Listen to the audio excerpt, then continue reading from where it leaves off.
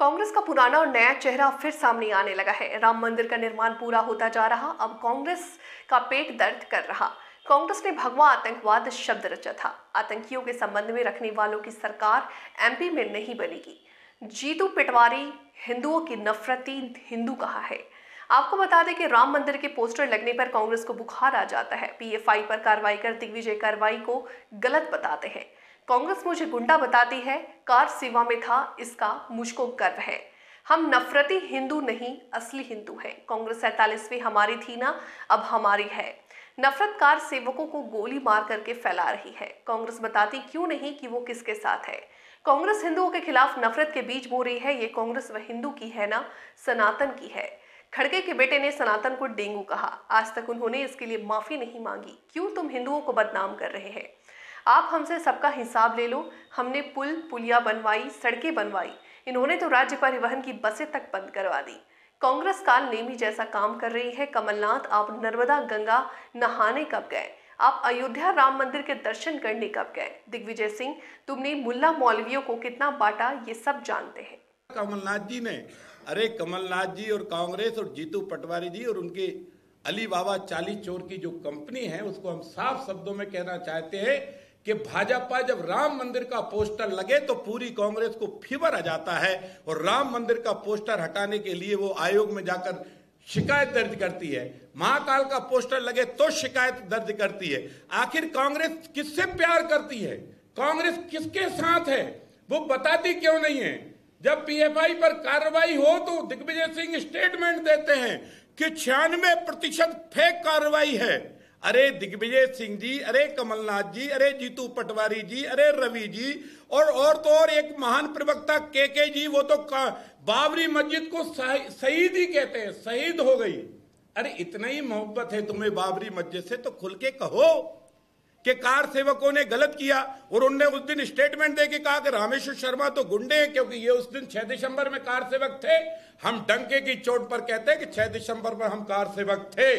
Car सेवकों ने जो किया वो देश के स्वाभिमान में किया। इसका समर्थन पहले भी करते थे, इसका समर्थन आज भी करते हैं। लेकिन जीतू पटवारी जी और पूरी कांग्रेस से पूछना चाहते हैं कि आखिर ये नफरती हिंदू है क्या हिंदुओं को बदनाम करने का षड्यंत्र नहीं कर रही कांग्रेस? कांग्रेस हिंदू को डिमोरलाइज करना चाहती है। कांग्रेस हिंदू को घबराना चाहती है, घबराकर उसको परेशान करना चाहती है। और कांग्रेस हिंदुओं के बारे में शब्द रच रही है कि आप नफरती हिंदू हैं।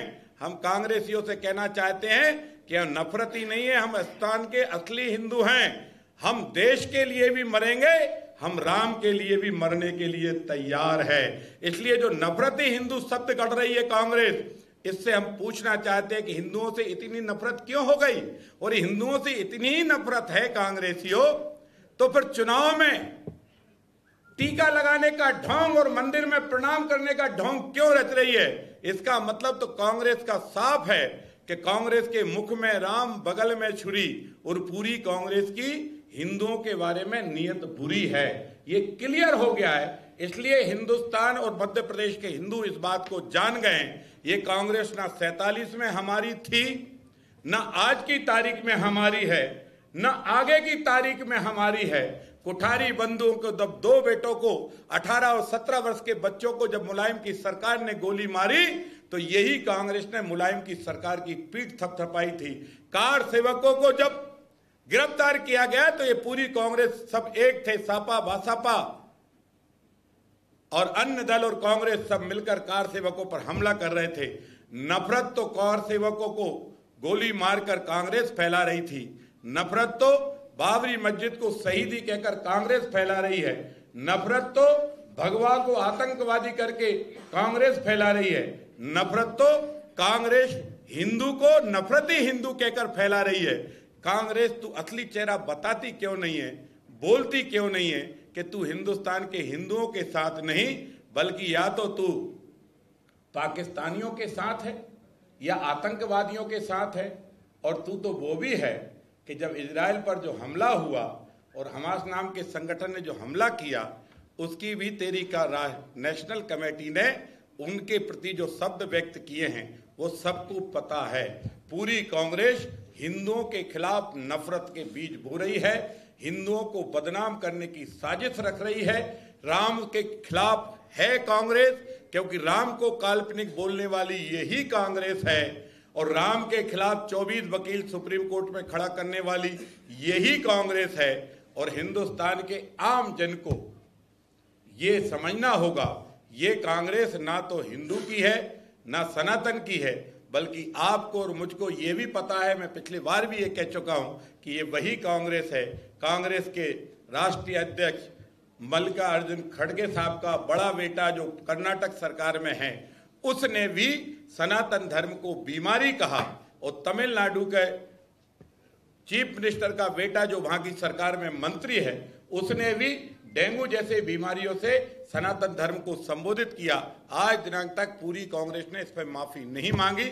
मैं पूछना चाहता हूं कमलनाथ जी से और पूरी कांग्रेस की मित्र मंडलियों से कि हिंदुओं के खिलाफ तुम्हारे मन में इतनी नफरत क्यों? आखिर क्या